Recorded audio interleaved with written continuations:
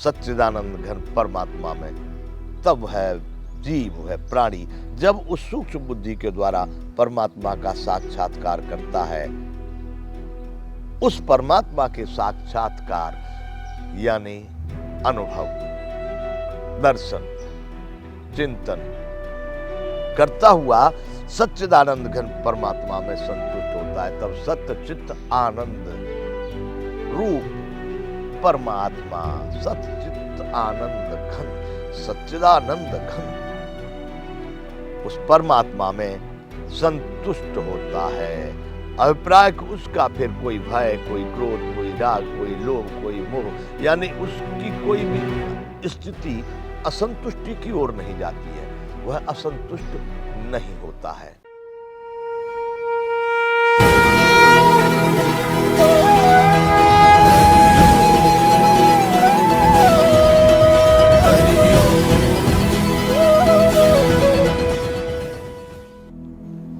जय विश्व बंधु। संपूर्ण गीता ज्ञान बंधुओं, मैं यह गीता का पाठ, गीता का अध्ययन या गीता का ये जो स्वाध्याय कर रहा हूं, मैं भारत के लिए कर रहा हूं। भारत, ये महाभारत का प्रसंग है। यदि इसको आज का भारत थोड़ा भी समझ ले तो व्यक्तिगत मनुष्य से लेकर राष्ट्र तक एक नई दिशा और नई दशा हम तय कर सकते हैं, पा सकते हैं। तो अब तक हम बताए युक्ताहार विहारस्य युक्त चेष्टस्य कर्मसु युक्त स्वप्नावबोधस्य योगो भवति दुःखा, दुखों का हरने वाला यह योग। युक्त आहार विहार, युक्त चेष्टा मतलब कर्मों में यथायोग्य चेष्टा करने वाले, भोजन यथायोग्य करने वाले, सोने वाले यथायोग्य, उन्हीं को ये सफलता मिलती है, ऐसा भगवान कह रहे हैं। यदा विनियतम चित्तम आत्मन्येवात्मतिष्ठते निःस्पृह सर्व कामेभ्यो युक्त इत्युच्यते तदा। अत्यंत बस में किया हुआ चित्त जिस काल में परमात्मा में ही भली भांति स्थित हो जाता है, उस काल में संपूर्ण भोगों से इस प्रहार रहित पुरुष योग युक्त होता है, ऐसा कहा है। बंधुओं, यहाँ पर हमने कल बताया था कि वैराग, जिस समय मन में वैराग होता है, चित्त सभी भोगों से तृप्त हो गया, कभी उनकी तरफ नहीं जाता, वैसी स्थिति में व्यक्ति योग युक्त, योग में समाहित हो गया है, ऐसा कहा जाता है। यहां तक हम पाठ कर चुके हैं। अब बंधुओं, यहां से शुरू होगा। यथा दीपो निवातस्थो नेंगते सोपमा स्मृता योगिनो यत चित्तस्य युञ्जतो योगमात्मनः। बंधुओं, भगवान कह रहे हैं जिस तरह से वायु रहित स्थान में दीपक को रख देते हैं तो उसकी बत्ती, उसकी लौ सीधी एकाग्रता से चलती है। हम कल इस बात को भी बताए थे, थोड़ा सा इसमें चिंतन किए थे। बंधुओं, ये भी एक बहुत दीपक की लौ, यदि वह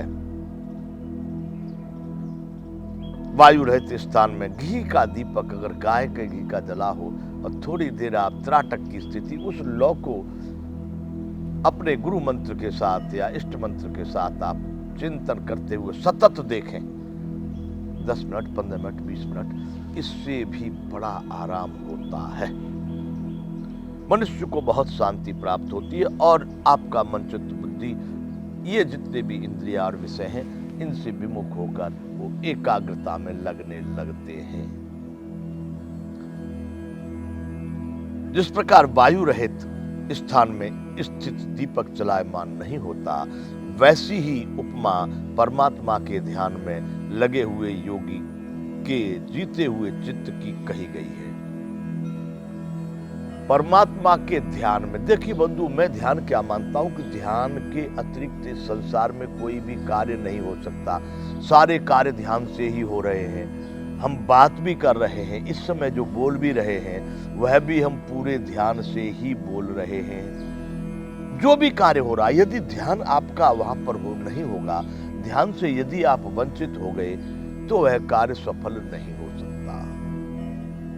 इसलिए ध्यान में अब वही ध्यान इस समय भगवान कह रहे हैं कि परमात्मा के ध्यान में जब वही ध्यान की स्थिति सीधी परमात्मा की ओर हो गई, उस समय संसार के किसी भी कार्य, किसी भी प्रक्रिया, किसी भी क्रिया में नहीं है, सीधा परमात्मा में है और अचल है, अटल है। वह फिर दूसरे किसी भी सांसारिक पदार्थ का चिंतन नहीं करता, नहीं उसमें आता। वैसा व्यक्ति सदैव जीते हुए चित्त वाला,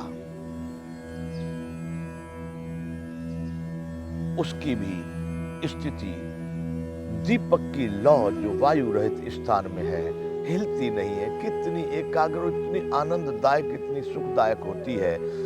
वही स्थिति, उसकी उपमा दी गई है परमात्मा में के ध्यान में लगे हुए योगी की भी वैसी ही स्थिति, उपमा दी गई है उसके साथ इसको। वह चित्त उसका एकाग्रता में शांत, बिल्कुल शांत, हिलता डुलता नहीं है। यत्र परमते चित्तम निरुद्धम योग सेवया, यत्र चैवात्मनात्मानं पश्यन्नात्मनि तुष्यति। तो योग के अभ्यास से निरुद्ध चित्त से अवस्था में उपराम हो जाता है।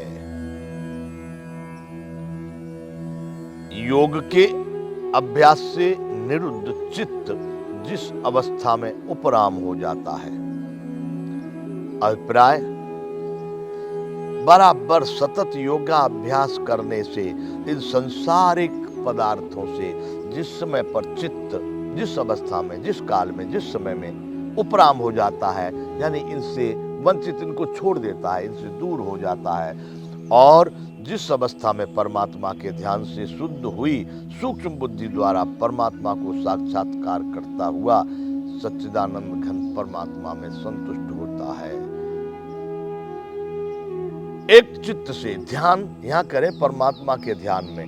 जो आपकी ध्यान प्रक्रिया है एक समय में एक ही जगह पर होती है, एक ही कार्य में होती है। जब परमात्मा में लगा है तब वह संसार का चिंतन नहीं कर सकता।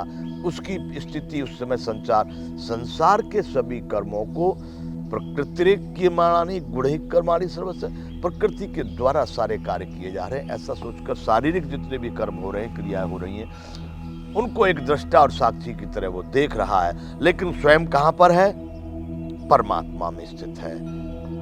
उसकी एकाग्रता, उसका ध्यान, उसका चिंतन, उसका मनन संपूर्ण परमात्मा, यानी वह स्वयं परमात्मा के स्वरूप में ही स्थित है। भगवान करें कि जिस अवस्था में चित्त संसार के सभी नश्वर पदार्थों से उपराम होकर हटकर जब परमात्मा के ध्यान से नित्य प्रति उसी परमात्मा में, उससे क्या होता है कि सूक्ष्म बुद्धि द्वारा परमात्मा का साक्षात्कार, यानी मन, चित्त, बुद्धि, अहंकार जो अंतःकरण है, आप चिंतन कीजिए, मन, चित्त, बुद्धि, अहंकार ये अंदर में काम करे, तो यहाँ बुद्धि क्या है, अहंकार क्या है, मन क्या है, चित्त क्या है? बुद्धि जो किसी भी बात को, किसी भी शब्द को, किसी भी तत्व को मन के द्वारा या चित्त के द्वारा प्रेषित करने पर जो उसका निर्णय करती है कि अच्छा है, बुरा है, खोटा है, खरा है, ऊंचा है, नीचा है, सही है या गलत है, उसका जो निर्णय देती है, जो विवेक शक्ति के माध्यम से, उस ज्ञान के माध्यम से, उसको बुद्धि कहा गया है। जो सामर्थ्य इस शरीर में निश्चयात्मक कार्य को करने के लिए, जिसके गुण दुर्गुण को देखने के, संपूर्ण को जानती है, उसको कहते हैं बुद्धि। और वह भी सूक्ष्म बुद्धि। एक तो बुद्धि है साधारण रूप से मालूम पड़ रहा है ये बुद्धिमान ने काम किया, ये बुद्धि का काम है, लेकिन एक बात ये होती है सूक्ष्म, वह बुद्धि भी बड़े सूक्ष्म रूप से, जिसको हम मन से चिंतन करके या अपनी बुद्धि के द्वारा भी थोड़ा सा पा सकते हैं, वह सच्चिदानंद घन परमात्मा में तब है जीव है प्राणी जब उस सूक्ष्म बुद्धि के द्वारा परमात्मा का साक्षात्कार करता है, उस परमात्मा के साक्षात्कार यानी अनुभव, दर्शन, चिंतन करता हुआ सच्चिदानंद घन परमात्मा में संतुष्ट होता है, तब सत्य चित्त आनंद रूप परमात्मा सत्य चित्त आनंद घन सच्चिदानंद घन उस परमात्मा में संतुष्ट होता है।